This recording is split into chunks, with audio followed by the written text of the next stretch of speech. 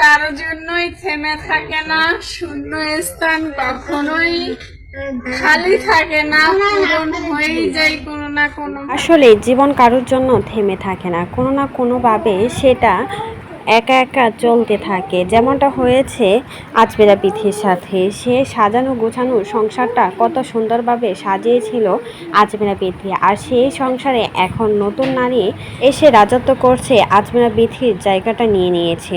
যখন থেকে তার হাজবেন্ড বিয়ে করেছে শুনেছে, তখন থেকে মেয়েটা একদম ভেঙে পড়েছে। আসলে চাইলে কিন্তু মানিক আজমেরা বিথি ভালোভাবে সংসারটা করতে পারত। তারা কিন্তু প্রেম করেই বিয়ে করেছিল, ভালোবেসে দুজন দুজনকে বিয়ে করেছিল, অথচ দুইটা সন্তানও হয়েছে। সেই সন্তানগুলোর কথা চিন্তা না করে, একবারও না ভেবে আবারও কিন্তু মানিক বিয়ে করে নিয়েছে। আর এটাতে অনেক বেশি কষ্ট পেয়েছে আজমেরা বিথি। আজমেরা বিথি নাকি মানিকের শখের নারী ছিলেন, আর সেই শখের নারীকে ফেলে রেখে এখন নতুন আরেক নারীতে আসক্ত হয়েছে মানিক।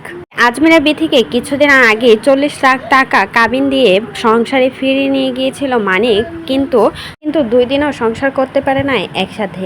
আবারও যে জায়গা মতো চলে আসছে। আজমেরা বিথি বলেছিল যে মানিকের সংসারে যখন ফিরে গিয়েছিল, তখন নাকি মানিক হাজারো নারীতে সাথে কথা বলতো, হাজারো নারীতে আসক্ত ছিল। তারই প্রমাণ কিন্তু দিয়ে দিল মানিক। আসলে বিয়ে করে এখন নতুন নারী নিয়ে আসছে মানিক, পরকীয়া করেই নাকি এই বিয়েটা করেছে।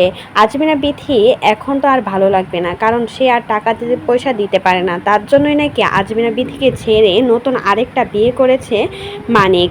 আসলে পুরুষদের যত কিছুই দেওয়া হোক না কেন, তারা কখনো মন পড়ে না। তার জন্যই কিন্তু নারীগুলো এভাবেই ঠকে যায়। আজমেরা বিথির মতো অনেক মেয়েরা হয়তোবা এরকমভাবেই জীবনযাপন করছে, তবে একবারও কিন্তু সন্তানদের কথা ভাবলো না, যে যার মতো করে সুখে আছে। অথচ দিন শেষে সন্তানগুলো কিন্তু বাবা মা হারা হলো।